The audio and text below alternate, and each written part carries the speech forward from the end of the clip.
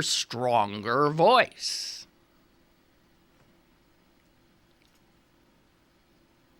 Speaking of women in positions that we're not used to them being in, like potentially President of the United States, might have been last week. Yeah, I think it might have been. When some of the Pirate games, because we're hot, were on ESPN and national. And the color commentator, I didn't catch her name, but it was a woman. And it was the first time, in my experience, that I'd heard a woman talking, telling us what was going on in the baseball game. And all I can say is it was so mind-blowingly refreshing. It really was. And she was so smart. You know how somebody like me, who I'm a fan, I watch constantly, I live and die with every game, but my knowledge of this extraordinarily intricate, complex game of baseball is pretty rudimentary, to say the least. This woman was saying, so you learn when you have a good color person, you learn stuff while you're watching the game. And I was learning stuff. I was like, talking about how McCutcheon's back foot comes off the ground when he hits, which is unusual. But how all that then power is propelling him. I mean, she would notice little teeny things. And then to hear her with such confidence talk about it. I don't know who she was, but God, she's good. And I loved it. I just loved it. Back to Hillary Clinton. She does not excuse me, but I am just going to say, as a casual, relatively, observer of her campaign thus far, because it's too early for me to live and die with it. It seems so disorganized, so always reacting, so defensive. I mean, I made fun of it yesterday, talking about how all her $1 million consultants and this and that have retooled again, and she is now to be funny and approachable and spontaneous. I mean, the joke being, if you got to have 7,000 meetings, focus groups, and stuff to tell the candidate to be spontaneous, that's not spontaneity. That's just more falseness. It drives me crazy. But I did note there was a big to-do being made about the fact that this email, if Reagan was a Teflon president, man, I got a feeling if she ever makes it, she's going to be the Velcro president. Everything sticks to her. Everything. So if this email thing, which I tried to poo-poo when it first came out, but clearly sort of like Benghazi, when the Republicans get their jaws on something, man, they do not. I had a dog like that once. You cannot pry their teeth off it. Cannot. So she has said up until, I believe, yesterday that she would not she's been asked, would you apologize for, would you consider this a mistake? And she just kept saying, whatever she says, that Clintonian sort of, it depends on what is kind of thing. And then after saying she would not, yesterday, she did. Now, my sense of that is that doesn't look like that doesn't look good. If you say you're not going to, then don't. That's what Donald Trump would do. If you say, I did not make a mistake, it might have been a miscalculation, whatever, stick with it. Don't hold, say, I won't. Okay, I will. it just doesn't look like a strong leader. It just does not play well. And then listen to the apology.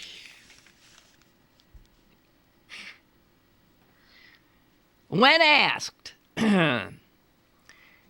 she finally, in an interview with ABC, here was the apology. And here's where she first called it a mistake and said, I'm sorry. Listen to it. That was a mistake. I'm sorry about that. I take responsibility.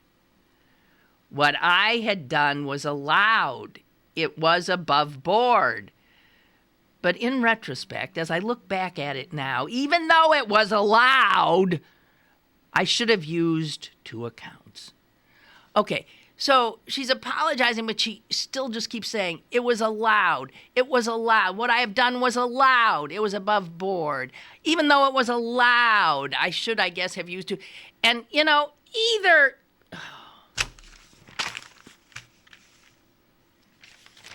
It's that kind of sort of slippery equivocation and insincerity that it just doesn't play well.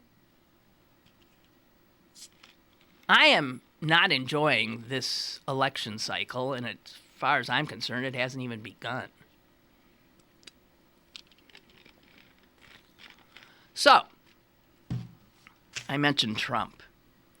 Apparently, one of the big honchos at the Wall Street Journal, Bret Stephens, and I didn't read it because, as you know, I'm generally allergic to the op-ed section of the Wall Street Journal, but he wrote a piece and I guess essentially said that this guy is a vulgarian and he was going to ruin the Republican Party. So you're starting to see, this terror being is evinced the same as evidenced? Evinced by Republicans about Trump's staying power. Yes, go ahead. Hello. Hello, Lynn. Yes. Yeah, this email stuff, I think it's just going to blow over. I think she'll be the nominee and probably be president. I don't see anything. I don't think it's that big of a deal. I don't think her numbers are because of that email thing.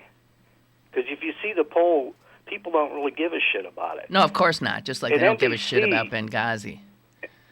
MSNBC needs to get off of it and start acting like they're for Democrat. Because you got Fox, when they stick by their candidate, they stick by it. If you're going to start, you know what I mean? Yeah. I don't know what are they trying to be like CNN now, or? I don't watch them, so I can't tell you. Yeah, I'm seeing them tilt more towards Republican anymore. Well, I think they have not been doing well in ratings, and I don't know why. I mean, I think they got a lot of lousy on-air people, frankly. I don't know. And you know what? I pay no attention to it. I can't watch them. I can't watch Fox. I can barely stomach CNN. But, you got to sort of, get a sense of what's going on, at least as media sees it, every once in a while. So I tend to, watch CNN, although they drive me insane. So I don't know what to tell you. But the Republicans tend to eat their own, and, we do too. There's nothing... This is going to be the ugliest campaign I cannot even begin to imagine. Can't. But I don't see a Republican getting in. I think you should contemplate the possibility. I can't, because the Latino vote and the women vote, there's too many things in this Planned Parenthood thing. They're going to have that. They're going to shut down the government, try that shit again. So I think everything they're doing is just setting up for failure in the end. Well, you can see also what they're doing. They're trying the evangelicals who've been sort of dispirited in the last few cycles and have not been voting in the numbers they were. They are feeling their oats. Kim Davis, the latest example. They are, up and ready to take their country back. So if all those guys go out to the polls again, that's something. I don't know. Our politics are absurd. Well, I still think it's going to blow over. All right. Okay. We'll see. I don't think the people. I think it's the news media that's really concerned about it. The actual people don't give a shit about it. No, well, that's true. I mean, media I really has to don't. have I think they just love to go with that story, and I don't know why, but they do. Yeah. They got to have something. They're on all the time. You got to talk. That's true. Yeah. All righty. Okay. Thank you. Oh, Bye. thank you. I always, like when there's a breaking news situation, I often marvel at how these people at that network level, even at the local level when something's happening, how they can, with very little information, with like next to nothing, with just a few, they can keep talking about the same damn thing ad nauseum for hours, and always in a state of, like super excitement. I can't imagine. So anyway, I was saying that the Republican media and the Republican establishment is starting to, think we got to take. I mean, starting to think they want to take Trump out, and they can't quite figure out what to do. They're worried that if they appear to be trying to do that they're only going to add to his allure, because the people who seem to be loving Trump are people who are loving him because he is not what they see as the establishment. And if the establishment appears to be trying to trip him up, the Trumpians will go berserk, I think. Well, I don't know. That's not true. But let's just say Bret Stephens did this piece in which he said, oh, God, oh, my God, oh, my God. He's going to hurt us. He's going to hurt us. And I did look today. It was fascinating. Their readership mostly pushed back against Bret Stephens.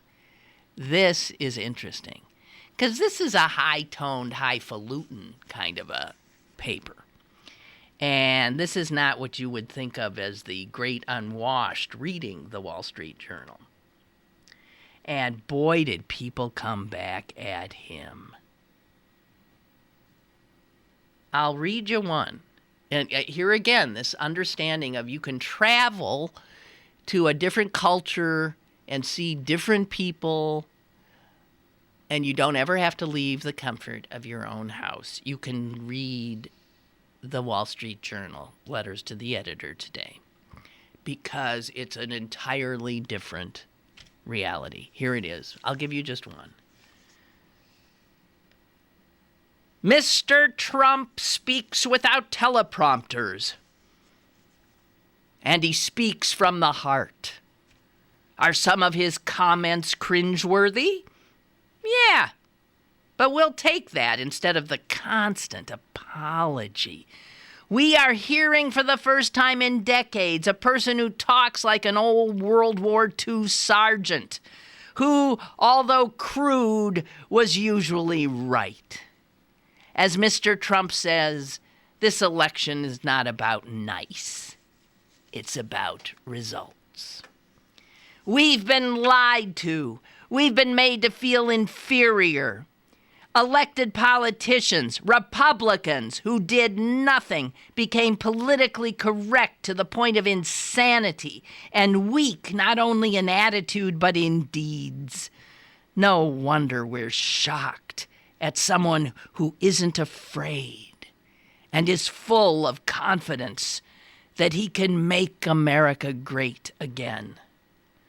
Unlike some of the guarded, overrated candidates, Mr. Trump is a lion.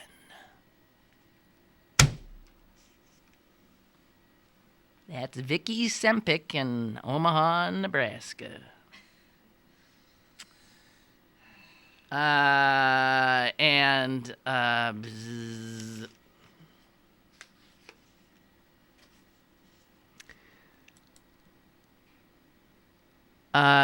William is saying, I'm guessing that the ESPN color analyst you were enjoying may have been Jessica Mendoza. So that might be a name to check. I don't follow sports, just Googling around. I don't know who she was, man. She's smart. And my son kept saying, she has to have played the game. She has to have played the game. Nobody. But where do women play at that level?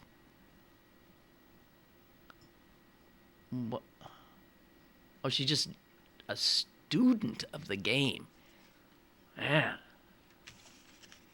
Whoever she was, I'm a fan. I am a big, big fan.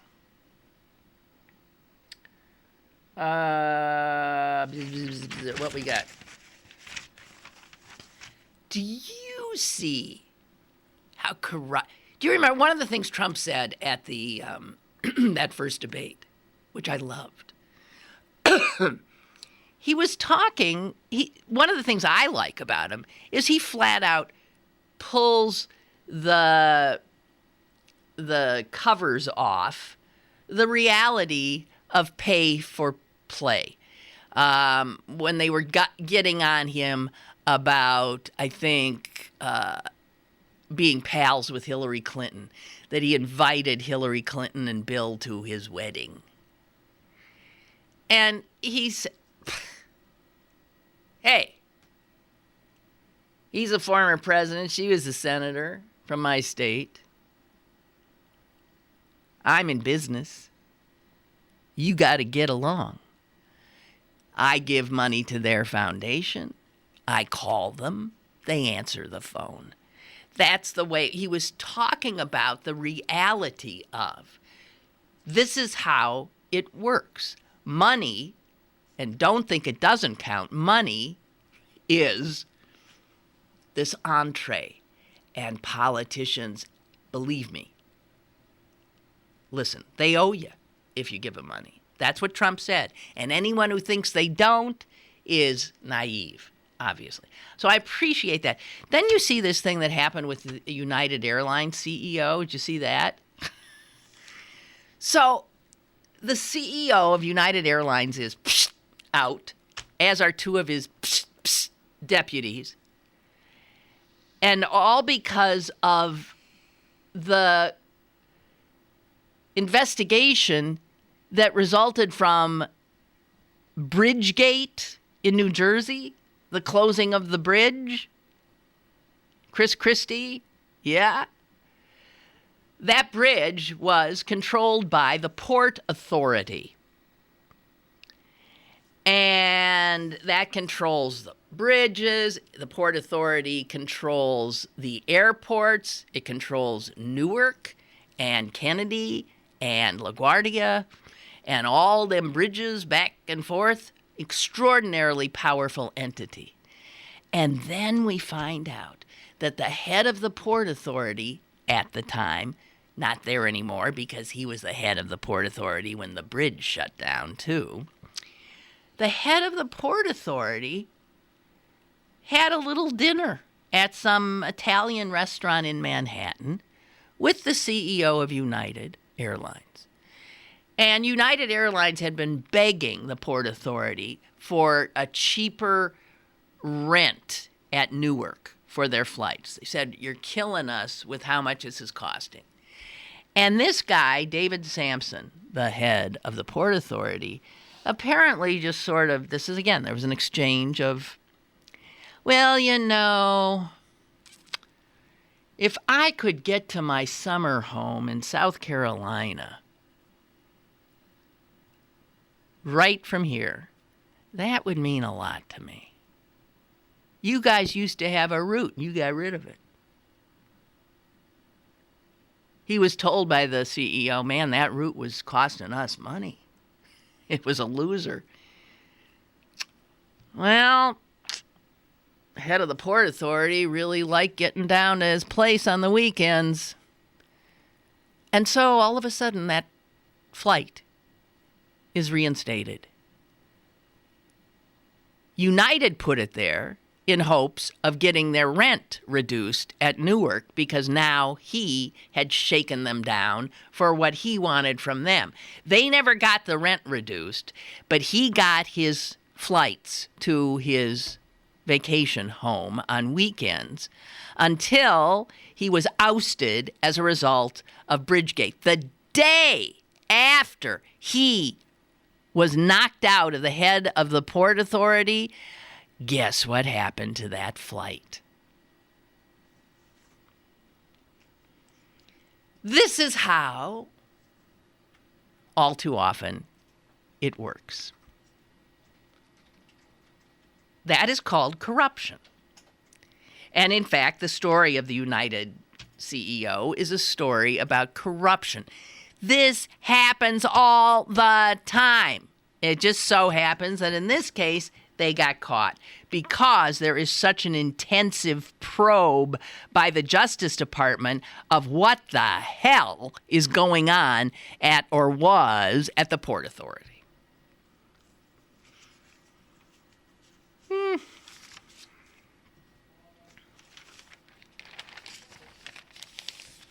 Hey, did you see in, what would it be? 2 hours, ladies and gentlemen. In 2 hours, Queen Elizabeth II will become Britain's oldest ever serving monarch. No other king or queen who ever ruled Britannia will have ruled as long as Elizabeth II, as of 12:30 p.m. And the one who held the record before that is her great, just two, great-great-grandmother, Vicky, Victoria, who served for 63 years, 7 months, 2 days, 16 hours, and 23 minutes when she gasped her last. So because that was, they got that record down to that, so Elizabeth's going to pass up her great-great-grandmother. It occurred to me that England mostly has been ruled by men, by kings, but when you think of the queens, man. I mean, right there with Elizabeth and Victoria. I mean, they get in office and they hang on, babe. And they, Elizabeth the First, the Elizabethan era, one of the greats, right? I don't know.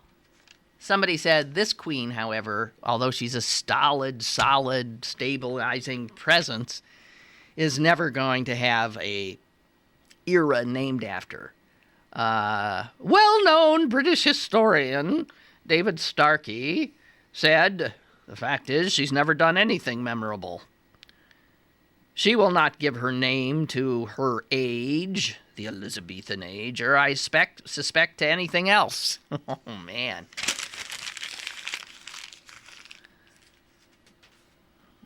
Well,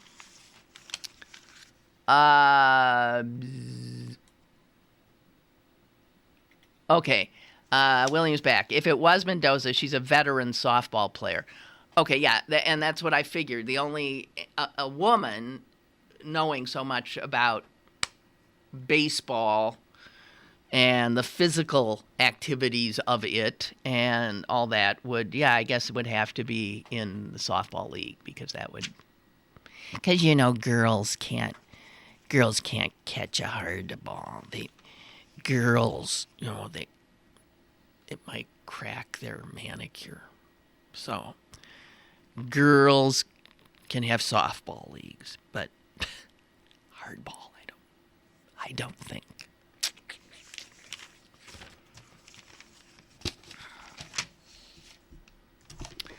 Okay, here's something new. And I think,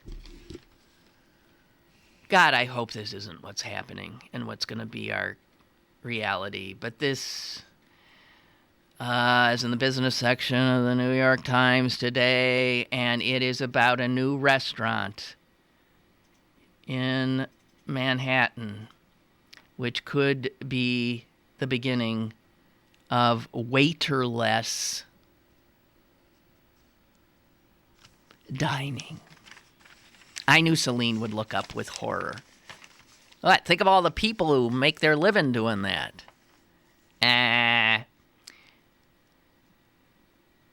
Oh, no, wait. This is in San Francisco. It's in San Francisco. It is a quinoa restaurant. Oh, come on. Quinoa. She doesn't like quinoa. I like quinoa. Okay, a quinoa restaurant. It's called Itza. And this Itza has some serious ambitions because it is a totally different concept. By the way, everybody loves their food. I don't know about everybody, but people who have eaten it. Here's what happens to you when you go into Itza. There is no place, there are no waiters. There's no person behind a counter that would take an order. What there is, of course, is computers. And there is a flat screen monitor that you see that has the menu. There's a number of, it's a very small, it's 8 different quinoa bowls that you can personalize. So you can have whatever you want on them.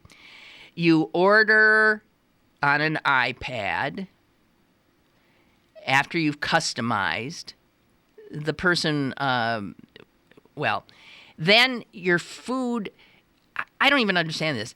Your name, which is taken from your credit card, which you've used to do the transaction, then appears on another screen.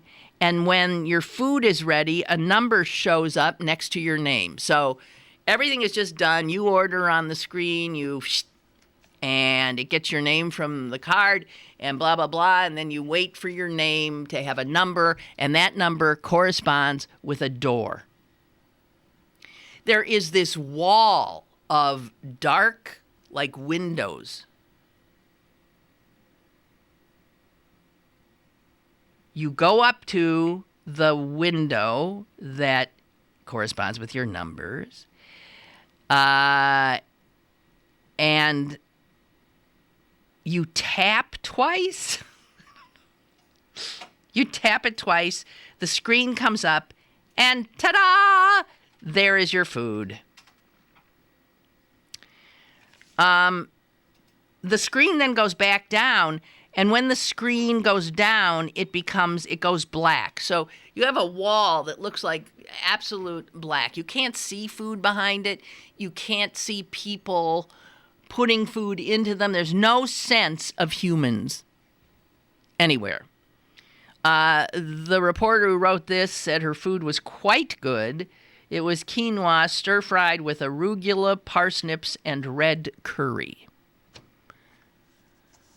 I'm just saying. So this kind of, here we go again, guys. You do it all yourself. Think of the cost savings to a restaurant. Any workers are stuck behind those screens. They are not seen. You don't interact with them. This, of course, makes you wonder what kind of transactions that we now make human to human, and you know they're disappearing. Think of the ones that have disappeared already. Instead of going to the bank, you go to an ATM. Instead of doing this, you can't get somebody on a phone that's, you get computers. This, at least, there was a sense that with restaurants, there would have to be this human. No, there doesn't have to be this human. And you wonder that what percentage of these human transactional things that we are now still doing will also disappear as technology continues its advance. Now, I looked at it, and I don't know, guys ever see an automat? I saw one once, and I can't, what do they say? They say here that the last automat in New York closed in 1991. So, I mean, I lived in New York in the from 1970 to 72, and there were a few automats around, and that was sort of a cross between a vending machine.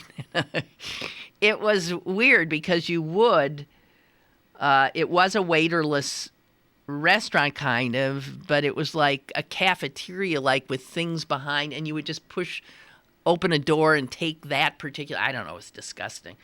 But automats are still found in parts of Europe and in Japan. They're still around.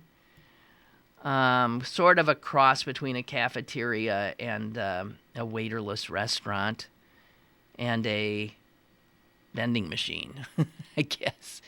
So this is all I can say is if you think that this won't happen, you're out of your mind.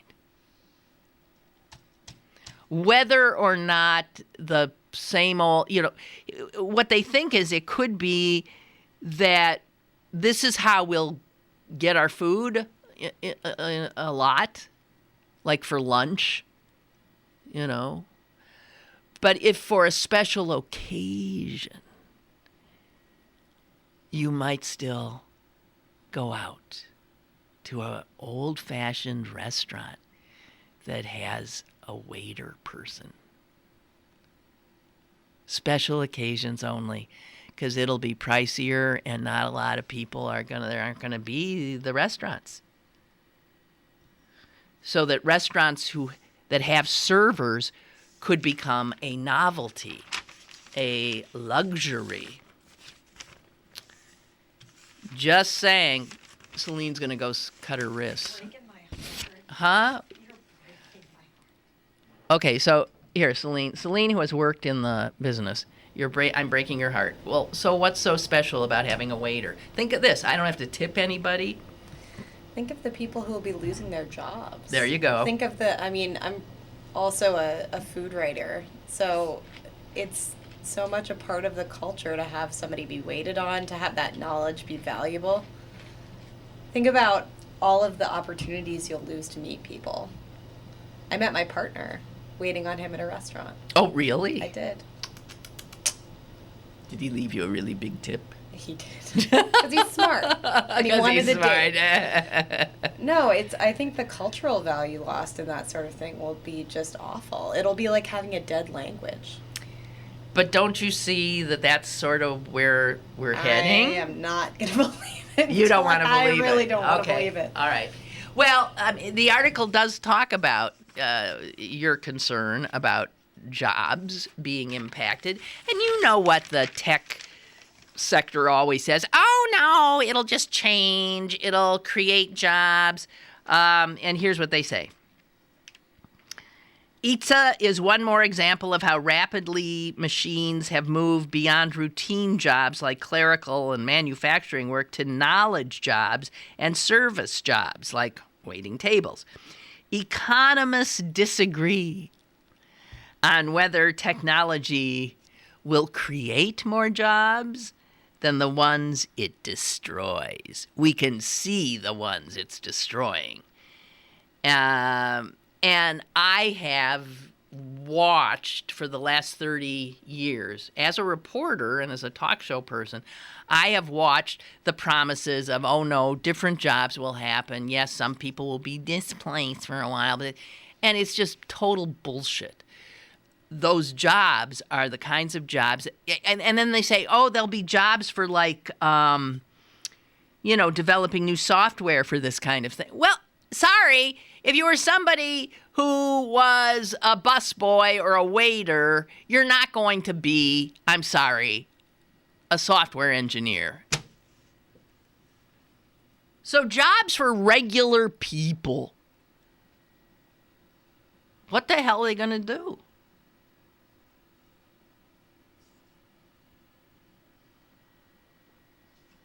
Here's some guy, co-author of The Second Machine Age. I think for a lot of the meals, I'm going to want to eat out in 5 years. If I don't deal with a person, that's not going to be a net negative for me at all.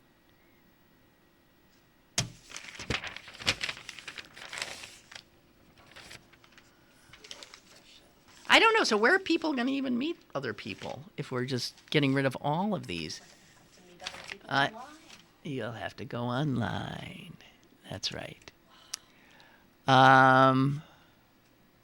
Okay. So I've been stuck watching PBS all week because they're rerunning the Civil War series by Ken Burns, which I can't believe first aired 25 years ago. Jeez! And 25 years ago, it blew me away. So I thought I'd go back and see if it's, and it still does. Wow. Wowie, wowie, wow, wow, wow, wow, wow. And so I have been watching that, and I was treated to another documentary before last night's showing of the Civil War, and this one was, and I didn't see who did it, was on Muhammad Ali, who I think is one of the great human beings in my lifetime.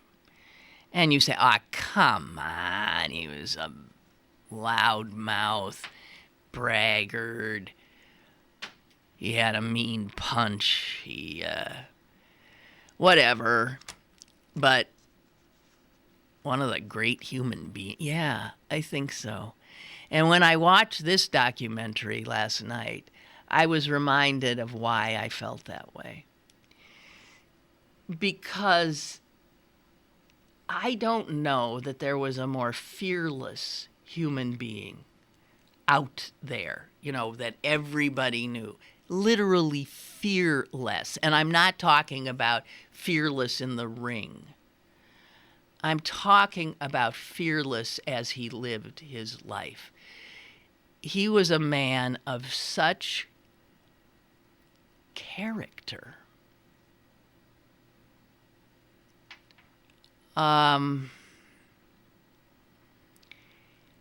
He was despised. He was hated.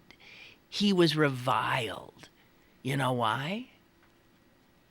Because he didn't know his place. He was a young black man who didn't do the humble thing. He was a young black man who was proud and who said things like, I'm so pretty and I'm the best and I'm this, at a time when, this was like 1961, 1960, this is just starting. Young black kids listening to him, watching him, might have later been in the streets because of his example. He was not a well-behaved Negro. He was fearless. And talk about standing with what he valued. He was ready to go to jail for 5 years. He had his championships taken away from him. All because he refused to serve in the Vietnam War. It was an act of civil disobedience, and he was quite willing to suffer the consequences. He was willing to lose. He was young. He was so young. He was like 21, 22. And he took a stand. Powerful character. And I would argue with a heart of gold. A wonderful human being. I don't know. I just love the guy. I love him. Love him. Muhammad Ali, the great. Okay, so I do recommend to you a re-watching of Ken Burns' Civil War. One of the things that's so wonderful about it is that just sort of like little pieces of history that are dropped in that you would never know. And as I react in astonishment at them again, that you don't necessarily remember little tidbits of something. One that now I think is finally in my head is what a despicable horse's ass George McClellan was. He was the Union general who Lincoln left in there way too long. He called Lincoln a baboon. He was the most despicable character I have. Ugh! But to see, I don't know, in a funny way, with the music of Ken Burns' Civil War series, it's almost become, I think in some ways you can parody now. He started a whole new way of doing documentary. He raised the bar. And now you see so many like it in the ensuing quarter century that it almost seems a little quaint when 25 years ago it was just, whoa! But now we have seen so many others do what he did. The use of these amazing actors reading the words of the historical figure or the normal soldier, the regular guy from his letters being written home. The use of music and still photography. And you don't realize how much documentation there was, photographs of that war. Amazing. We tip our hat to Matthew Brady. Unbelievable to be able to witness this many years later. So I recommend it if you don't have anything to do. I do it in between pirate innings. I go back and forth. So I'm pretty much, I think, done. Am I done? I'm close. All right, you guys. What's today? Wednesday. It's a Wednesday. Hey, just a heads up on a few things. Where'd it? Well, I don't have it. There's a professor at Pitt who has written a book about fear. And she also, though, is an expert on ghosts. Haunted. Now, I don't know. It sounds like if you're a professor at Pitt, you can't be doing stuff on ghosts. Let me see. What's her name? Anyway, she's coming on the show. Margie Kerr, her name is. She's a sociologist who, it says, moonlights as one of America's scariest and most popular haunted houses. How can she moonlight as a haunted house? She consults in haunted houses? Well,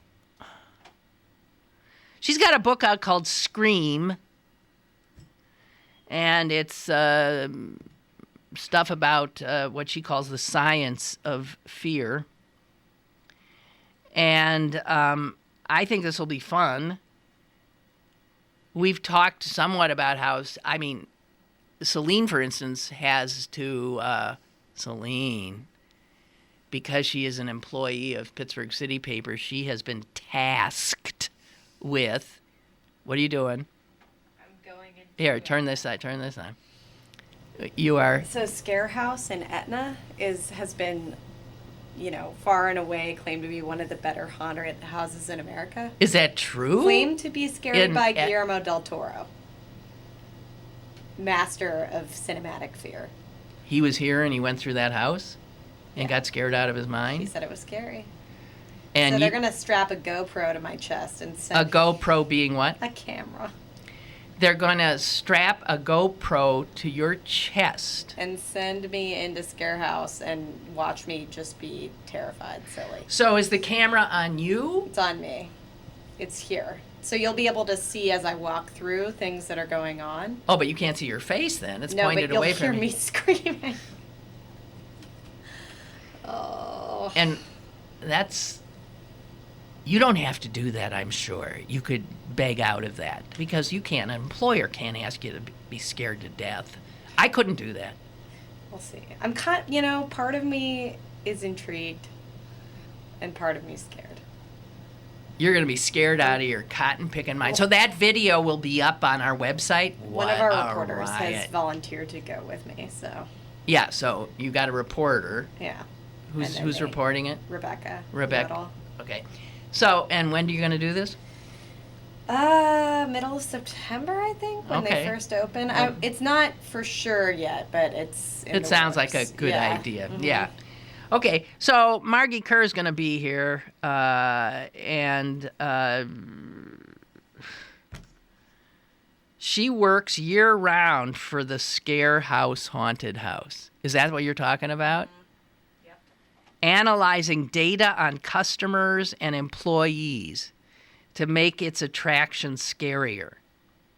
Her work has been featured in the Washington Post, Parade Magazine, Atlantic Monthly, and NPR's Science Friday. Well, so you're walking into her realm. Yeah. Well, we're going to have her on sometime in October because, coinciding with Halloween.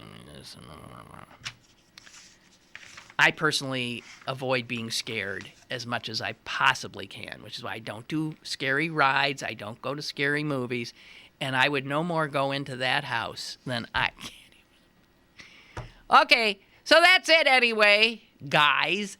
And I'll be back tomorrow, and let me just say, go Bucks.